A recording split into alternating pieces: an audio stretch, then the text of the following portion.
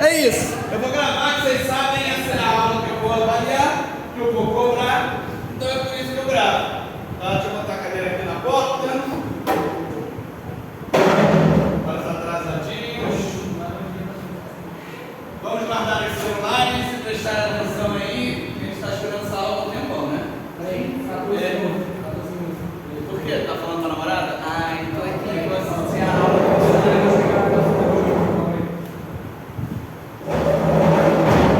Eu pensando que você estava escrevendo para a namorada, você está querendo jogar, né? Não, na namorada eu respeitava. Tá? Vamos lá, gente. Seguinte. Essa é a nossa aula sobre ditadura civil-militar no Brasil. Eu já dei a aula sobre o processo do golpe. A aula sobre o processo do golpe foi aquela aula que a gente pegou todo o intervalo democrático, lembra? Que vocês fizeram nos trabalhos também? Vocês lembram? Intervalo democrático é o período que vai dar de 45 até 64. Olá, sejam bem-vindos. Estou gravando. Eficiente ela. Então eu não vou fazer explicações contextuais sobre o advento do golpe, tá? Só vou fazer questões de explicar coisas pontuais. Depois a gente vai fazer um panorama factual sobre a ditadura, lembrando que mais cai nessas provas, tá? Primeiro, deixa eu falar sobre o debate historiográfico. Vocês vão encontrar pessoas se referindo a esse conceito através de ditadura militar apenas. Por que eu estou falando em ditadura civil-militar? Tempo. Ditadura civil. Eu trabalho com uma historiografia, a historiografia da universidade onde eu fiz meu mestrado, inclusive, né? Defende essa ideia de que foi uma ditadura gerida pelos militares, sem dúvida, porém com um forte apoio dos civis, em um primeiro momento especialmente, inclusive da classe política, tá? A gente percebe que a classe política acreditava, parte de uma classe política pelo menos, acreditava que os militares iam assumir, que eles iam ficar algum tempo para poder excluir a herança varguista da mentalidade do Brasil, e depois eles iam voltar, eles iam abandonar e os civis iam voltar. Nada indica que eles achavam que eles sabiam que a ditadura ia durar de 64 até 85. Eles achavam que ele vai ficar 4 anos aí. Então vários políticos de renome apoiaram a ditadura e depois passaram até a fazer oposição, tá? Isso aconteceu, beleza? São 5 governos, a gente aqui identifica pelos sobrenomes dos militares: Castelo Branco, Costa e Silva, Médici, Geisel, apesar de se escrever Geisel, se fala Geisel, né? E Figueiredo, beleza? A ditadura se estruturalizou com uma roupagem democrática. Eles fingiam que não era exatamente uma ditadura. Não era aquela parada de sou eu que mando aqui nessa porra. Não. Eles usaram um artefato jurídico para dizer que havia vacância no cargo, porque o João Goulart teve que fugir. E aí eles falaram: o cargo está vago, o presidente fugiu, vamos assumir. E passou-se a governar o Brasil através de uma junta de militares. Essa junta de militares era representada pelas 4 forças. E ela, politicamente, era controlada pelo exército. E essa junta militar indicava, de forma indireta, um presidente. Beleza? O primeiro presidente a ser indicado foi o Castelo Branco.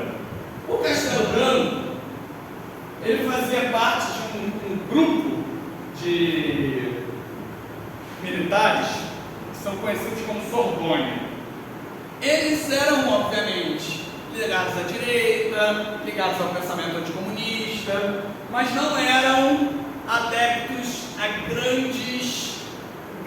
grande agressividade, eram mais autoritários do que violentos, embora o processo de violência seja muito complexo de ser trabalhado, foi constante, né? Eles buscaram, então, formas de legitimar esse poder.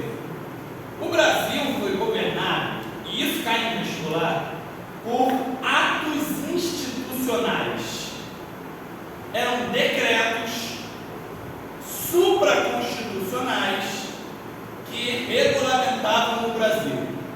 Houveram diversos, mas a gente geralmente trabalha com os 5 primeiros, beleza? Que são os mais importantes. Então é o AI-1, AI-2, AI-3, AI-4 e AI-5, beleza? Vai ter até o AI-13, AI-17, não me lembro quando para, sinceramente, tá? Mas tem muito AI. AI se eu te pego, AI se eu te pego. Tenho 13, mas enfim, vamos lá. O primeiro AI-1, tá? Ele vai oferecer legitimidade ao governo, vai dizer que eles podem fazer dessa maneira o governo.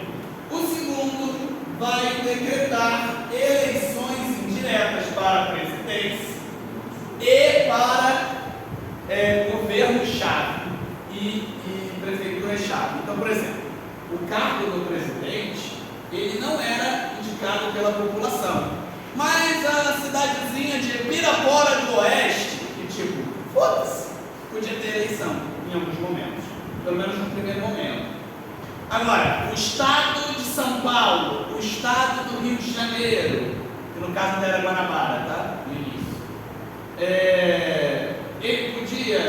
Ele não era um estado-chave, então eles usavam o processo de nomeação de interventores, tá? Era um governador nomeado. O AI-3 vai ser, esses AIs às vezes caem o que é, tá? E aí você tem que saber o que é cada um deles. Os 2 primeiros são mais importantes não. O AI-3 e o AI-5 são os que mais caem. O AI-3 vai determinar o bipartidarismo no Brasil. Todos os partidos políticos são extintos e se determina que só existem 2 partidos políticos. Um partido da situação, que é o Arena, e um partido de oposição, com muitas aspas. Dava para se opor muito ao governo? Não. A galera brinca que é uma oposição velada. A brincadeira que existia é de que o Arena era o partido, o MDB era o partido do sim e o Arena era o partido do sim senhor. Então era só para vocês terem ideia. O MDB, ele estava com elementos que não apoiavam 100% do regime, mas o Arena estava lá. Para que isso? Eu não falei para vocês que a ditadura está tentando o tempo inteiro mostrar uma legitimidade, mostrar que, olha, nós não somos, não é um regime de exceção. Então é para criar essa roupagem, é para criar esse mito. Beleza? Está todo mundo acompanhando? Show! O AI-4 vai convocar uma constituinte que será votada e vai ser a última Constituição até a atual que a gente tem, que é a Constituição de 67. Beleza?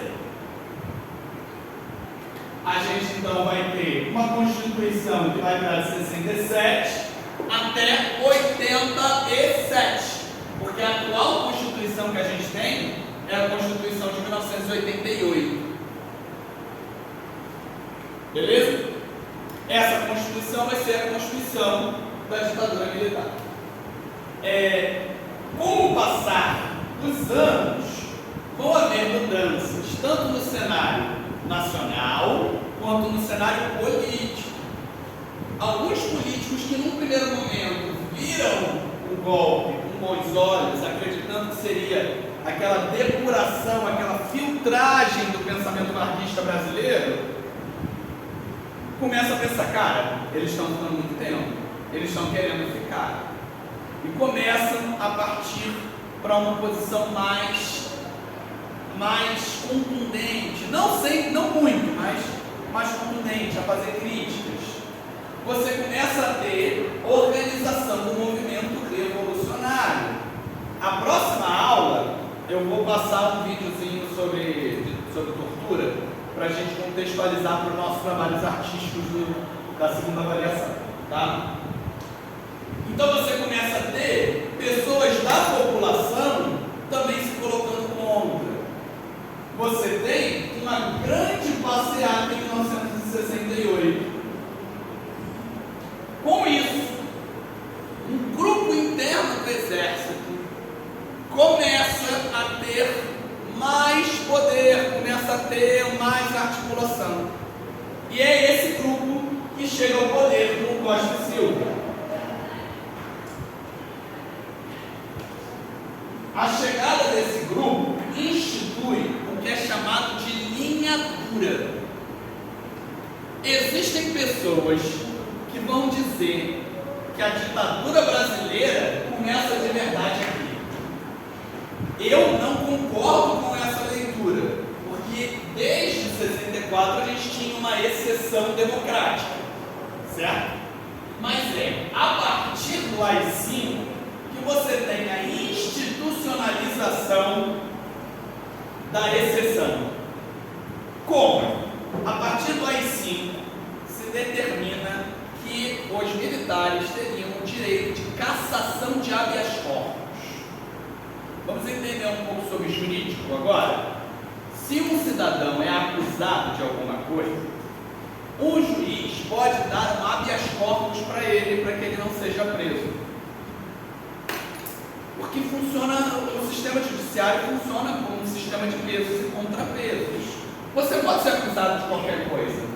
Agora, deve haver uma investigação para que você seja condenado, certo? A partir do momento do AI-5, os militares passam a ter o direito de condenação. Eles se sobrepõem ao judiciário. E é a partir do AI-5 que você vai ter a sistematização da perseguição de opositores. É a partir do AI-5 que você vai ter a radicalização. Essa palavra não é o ideal, essa palavra geralmente explica melhor movimentos de esquerda, porque está buscando a raiz do problema. Aqui eu estou usando radicalização no sentido de agressividade, tá? Então eu vou me autocorrigir e vai instituir a agressividade do regime. Então é a partir daqui que vai se realmente, já existia antes, mas vai se tornar mais sistemático o processo de perseguição, de tortura de civis que estavam se colocando contra o regime. É a partir daqui que a gente vai ter pessoas da idade de vocês sendo torturadas nos porões dos quartéis, porque se colocavam contra o regime. E é um movimento extremamente agressivo. Paralelo a isso, como você responde com agressividade, os outros grupos também vão se radicalizar e partir para a luta armada definitivamente. Os dois principais grupos vão ser o MR8, Movimento Revolucionário 8 de Outubro, e agora eu sempre esqueço o do Marighella. O inferno. Eu boto na legenda aqui do coisa. Está em quantos minutos da gravação? 14 minutos. 14? Ó, isso. Então, a gente tem os movimentos revolucionários que vão partir para a luta armada. Quando eu digo partir para a luta armada, é pegar em arma para poder lutar contra a ditadura, é assaltar banco para poder pegar dinheiro para financiar aquele processo, é fazer atos que são ilegais, porque você está lutando contra um poder que é hegemônico. Compreenderam o processo? São guerrilheiros que vão estar lutando contra esse regime agressivo e de exceção. Todo mundo acompanhou até agora? Tá tudo direitinho? O que vocês já ouviram? Alguém já ouviu o termo milagre econômico? Já, Arthur? Não, então o que acontece? O ministro da Fazenda desse período, Delfim Neto, ele institui um processo que vai ser chamado de milagre econômico, tá? Ele vai cooptar empresas internacionais para vir para cá, tá? Ele vai atrair capital estrangeiro e com isso o Brasil vai ter um salto no produto interno bruto considerável. Isso é chamado de milagre econômico, tá? Os números do PIB ficaram bonitos, só que não houve um acompanhamento em termos de renda.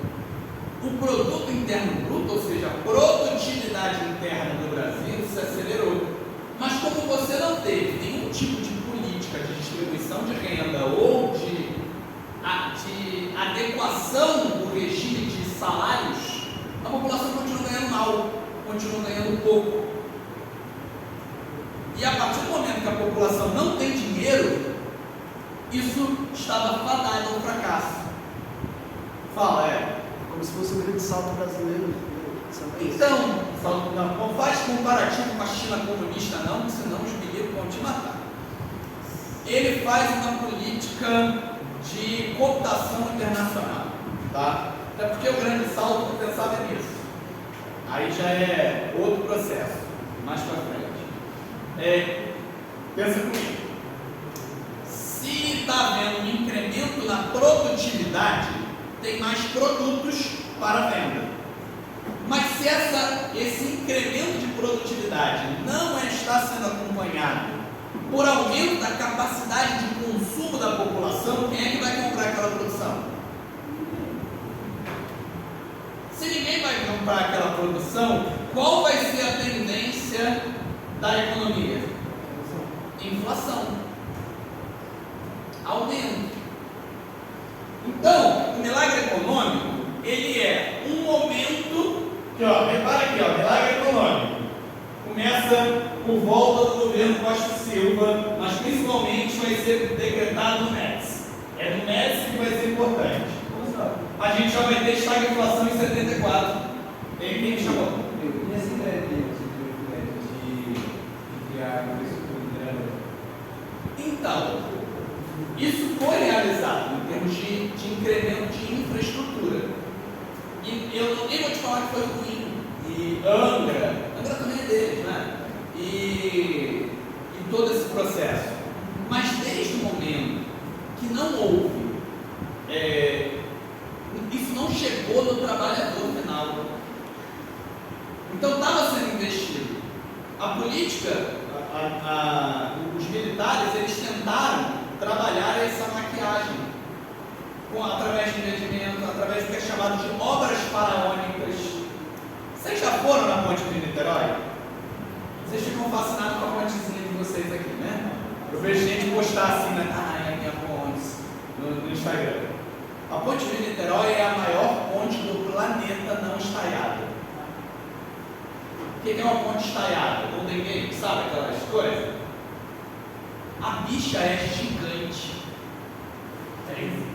Exato, é muita coisa. E não é só ela, você vai ter outras obras, Transamazônica, você vai ter uma série de outras políticas. Aqui eu não vou aprofundar em muitas coisas que a gente não tem tempo, tá? Eles vão fazer obras faraônicas, vão tentar investir. E eles vão fazer uma propaganda pesada Por exemplo, o slogan do Brasil é: Brasil, ame-o ou deixe. Pesado, né? Enquanto está vindo esse milagre econômico, a mídia apoiando, porque a mídia apoiou muito o início do regime. Muito. A mídia apoiando e o Brasil fazendo uso de uma espécie, ainda não existia o conceito na época, mas eu acho que não, mas fazendo uma propaganda internacional a partir da Copa do Mundo. A Copa de 1970 foi usada como propaganda no Brasil, do brio brasileiro. A Copa do Mundo é nossa, com brasileiro não há quem possa. É o esquadrão de ouro. Olha isso. Essa galera toda foi usada. Enquanto isso, os músicos fazendo crítica e sendo expulsos do Brasil, tomando os catiripapos antes, tá? Mesmo os caras grandão. Os caras grandão chegavam lá, vem cá, tomam os catiripapos. Alguns, nem todos, né? Principalmente os pretos. Tomam os catiripapos e vão embora. Tá entendendo? Sendo expulsos. Outra galera fazendo organizando o movimento. Na minha faculdade, na minha graduação, tinha um coroa chamado Abraão. Nome de coroa, né? Abraão, na época da ditadura, deve ter idade federal, na época da ditadura, ele estava assim no ensino fundamental, no ensino médio, estudava no colégio Pedro II. E a galera que organizava as passeatas e tal, pegava as crianças para ficar de proteção. Quando chegava a cavalaria, as crianças jogavam bolinha de gude para os cavalos baterem na coisa e não conseguiam alcançar a galera conseguia fugir. Abraão contou isso durante uma aula. Eu olhei para ele e falei assim: caralho, sério mesmo?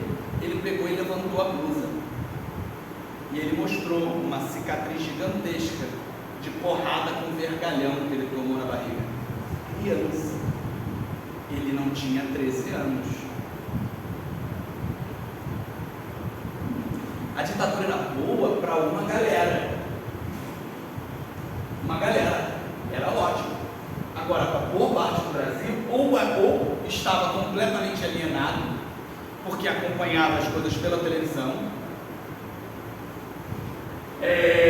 A gente talvez veja o filme, eu estou vendo com Mária se a gente consegue aplicar, porque há a possibilidade de a gente pegar Projeto de Vida e depois o tempo dela para a gente ver alguns filmes. Em determinado momento, o MR8 consegue sequestrar o embaixador dos Estados Unidos. Eles sequestram o embaixador dos Estados Unidos e forçam que a televisão leia um manifesto deles. Foi uma das primeiras vezes que estava sendo aberto ao público o que estava acontecendo. Para liberar o embaixador, eles pedem a liberação de, eu acho que uns 15, uma porrada de preso político que estava em custódia. Uma das pessoas que foram liberadas foi o meu professor no mestrado, Daniel Arão Reis Filho, um dos maiores especialistas do Partido Comunista Brasileiro no Brasil. Ele mexe, política nacional, política atual em geral. Aparece dando entrevista na Globo News. Na Globo News não aparece às vezes um especialista, professor fulano de tal, assim? Ele é um dos que aparece, né?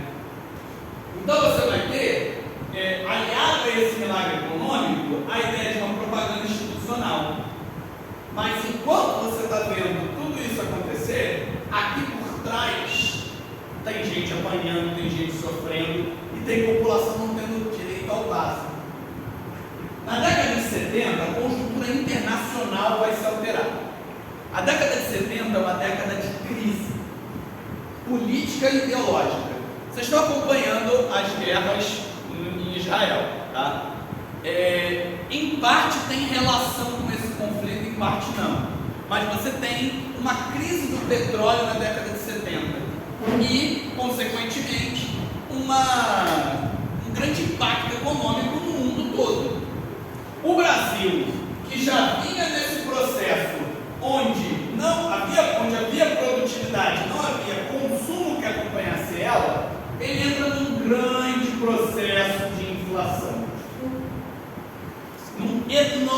processo de inflação.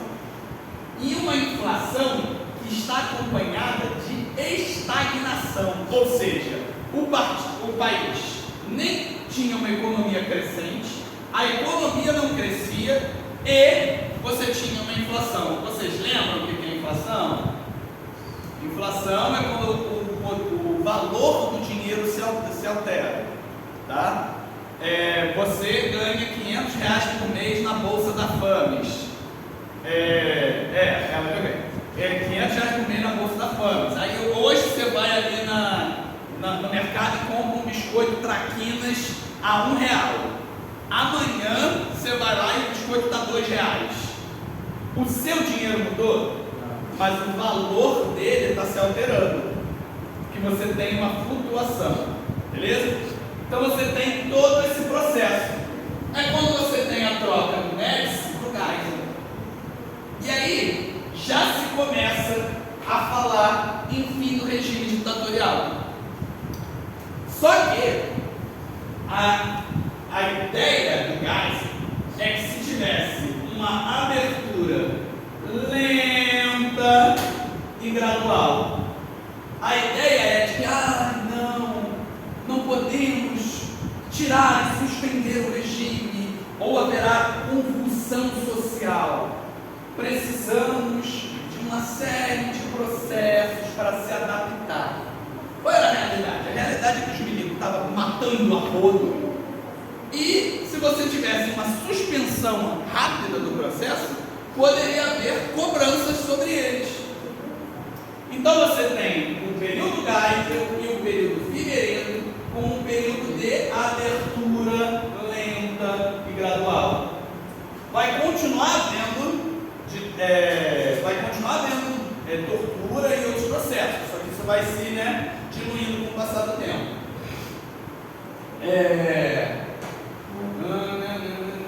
Só para não me perder. Que horas são?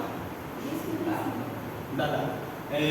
Então, em 79, por exemplo, você tem o fim do partidarismo, do bipartidarismo, permissão para que novos partidos surjam. É nesse contexto que pequenas lideranças vão se tornar mais nacionais.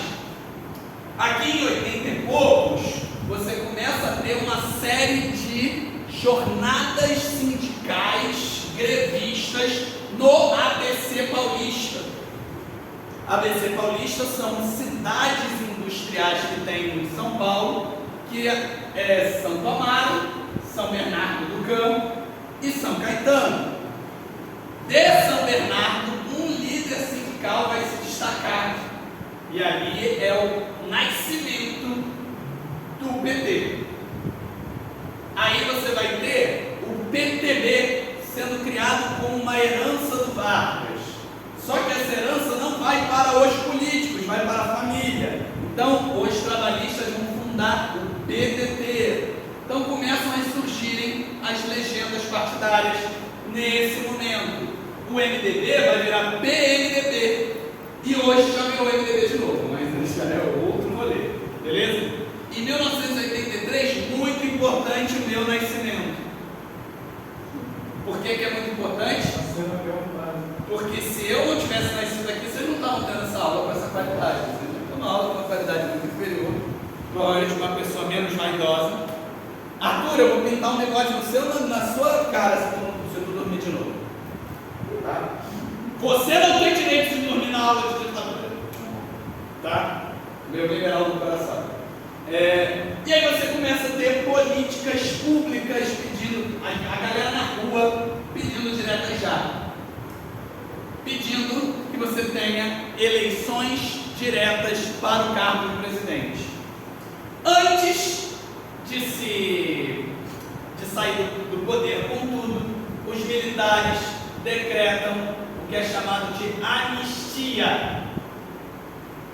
Ou seja, a anistia é uma ideia de que todos os que cometeram crimes durante a ditadura serão perdoados.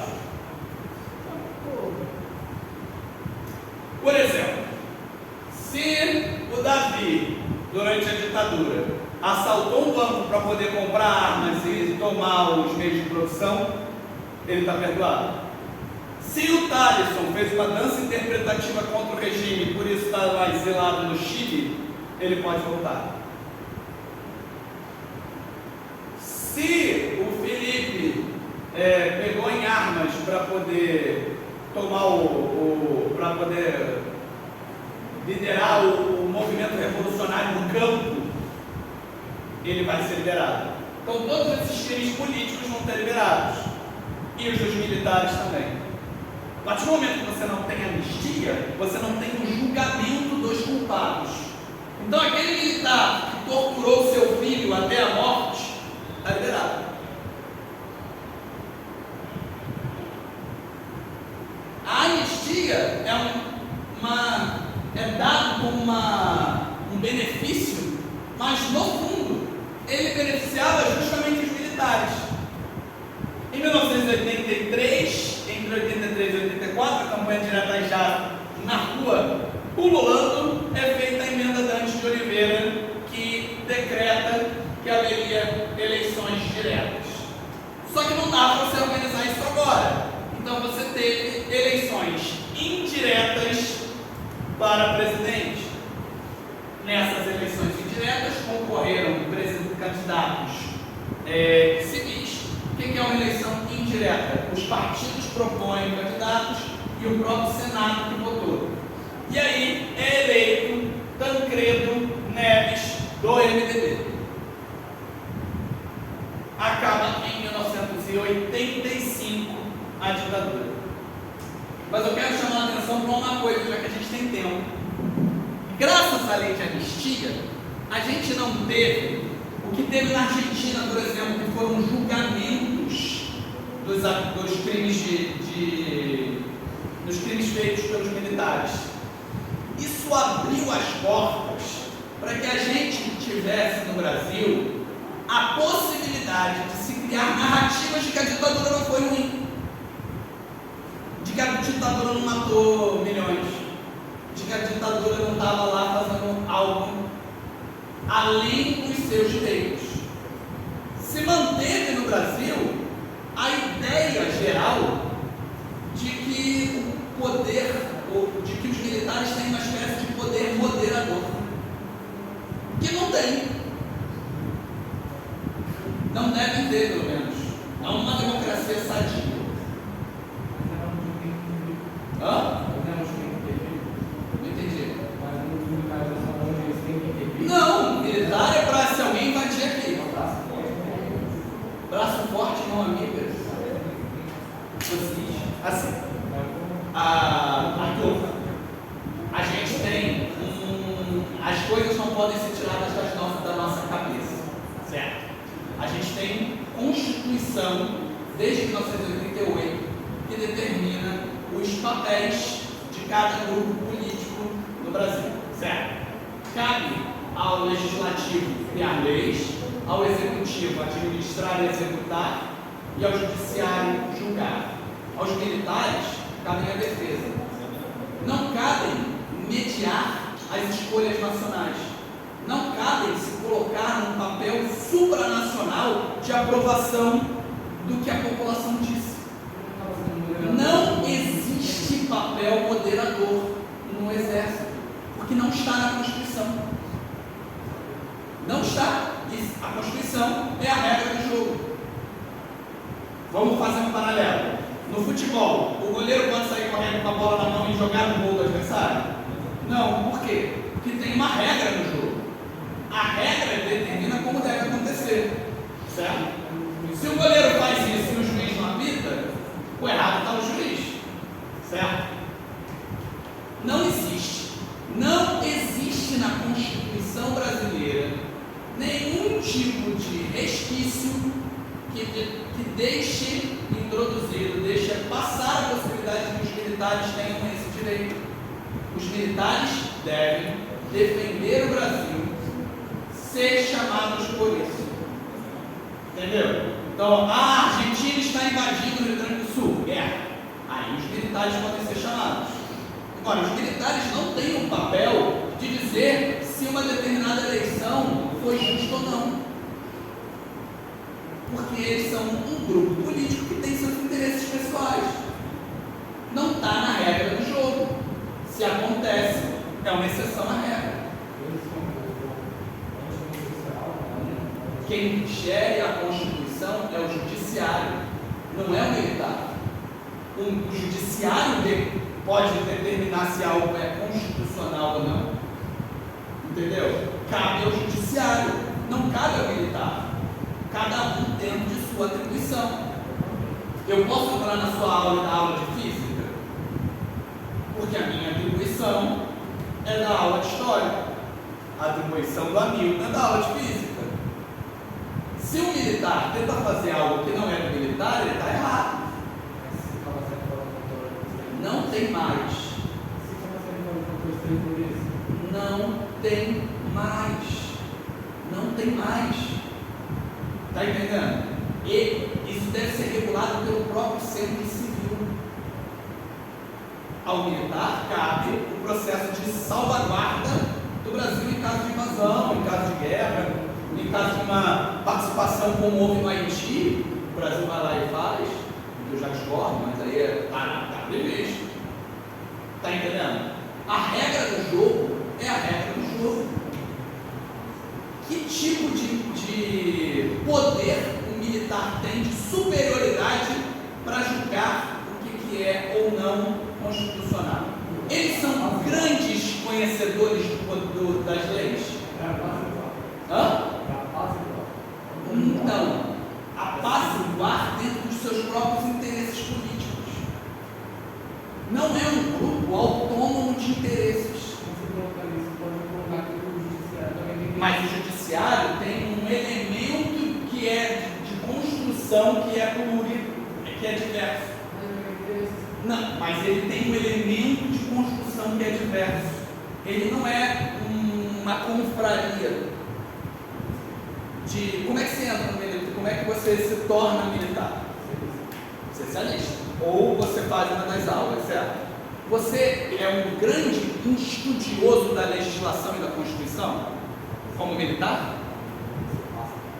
Não! A ideia é você estar lutando táticas de guerra. Você não tem uma especialidade em Constituição dentro do poder militar.